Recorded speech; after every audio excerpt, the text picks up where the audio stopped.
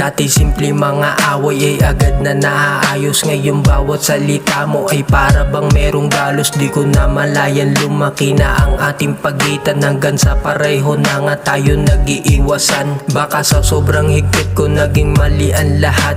Sa dami ng tanong paulit-ulit ko na chat, akala ko noon ay para ito sa ikabubuti. Di ko nakita na nasasaktan ka na palagi. Ngayon bihira mag-usap ng maayos, parang bawat araw ay puro pagod at laging bugso.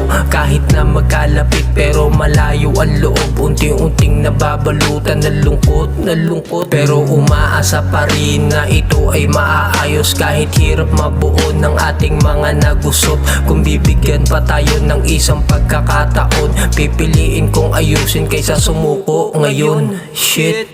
Dati tayong okay kahit may tampuhan, ngayon parang puro na lang iwasan. Di ko alam kung saan tayo naligaw, sana mahanap pa ang dating daan. Naalala ko pa mga tawanan natin, noong simple pa lahat ng damdamin. Kahit maraming nangyari at nagdaan, sana maibalik pa ang dating samahan.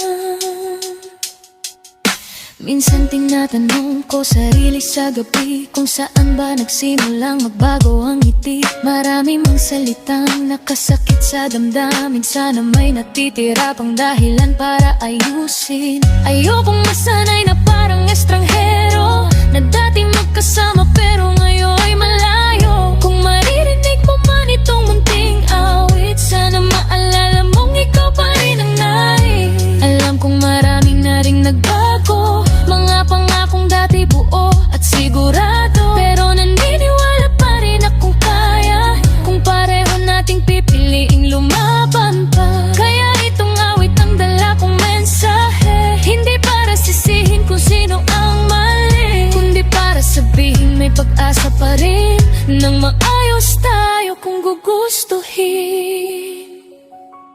Dati tayong okay kahit